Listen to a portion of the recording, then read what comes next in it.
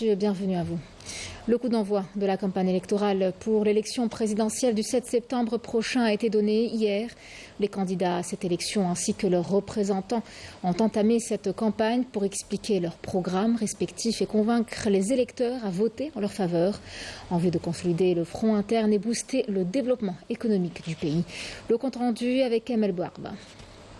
Le candidat du Front des forces socialistes FFS pour les élections présidentielles du 7 septembre, Youssef Aouchiche, a entamé sa campagne électorale par une activité de proximité au niveau des quartiers populaires de la capitale, notamment à Bab el Oued. Il a saisi l'occasion pour échanger des propos avec des citoyens et des jeunes à qui il a expliqué son programme électoral qui porte le slogan « Vision pour demain », un programme dans lequel il s'engage à asseoir les fondements d'un État fort de ses institutions. Youssef Aouchiche a affirmé que l'édification d'un État fort et la consolidation de la confiance entre les Algériens et les institutions de l'État constituaient la priorité de son programme électoral.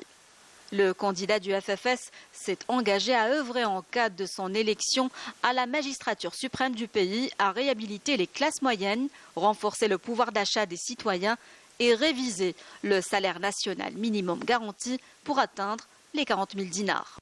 De son côté, le secrétaire général du Parti du Front de Libération Nationale, le FLN, Abdelkrim Ben Mbarak, a appelé ses militants lors d'un meeting populaire à Mostaganem à se rassembler autour du candidat indépendant Abdelmadjid Tebboune, dont le programme porte le slogan « Pour une Algérie triomphante ». Le qualifiant d'homme de la situation et de garant de l'unité nationale, de la sécurité et de la stabilité du pays, il a mis en avant les acquis réalisés en Algérie depuis 2019 dans les domaines économiques, social et politiques, à travers notamment la relance du secteur industriel, de l'investissement dans l'énergie et les mines et l'agriculture. Le secrétaire général du FLN a également cité les décisions sociales comme l'amélioration du pouvoir d'achat à travers les augmentations de salaire, des pensions de retraite et l'allocation chômage. Il a mis l'accent sur les grands projets stratégiques et les décisions de souveraineté nationale, la prise en charge des zones d'ombre, la jeunesse et les compétences nationales.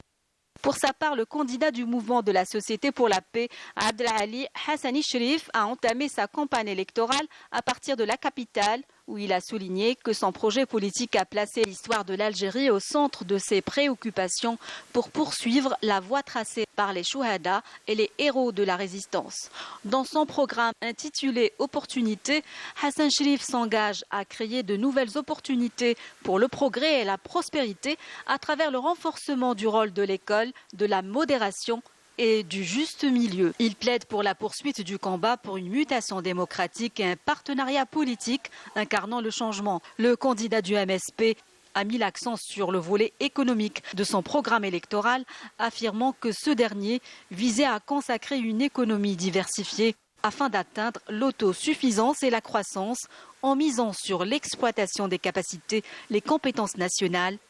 et la jeunesse.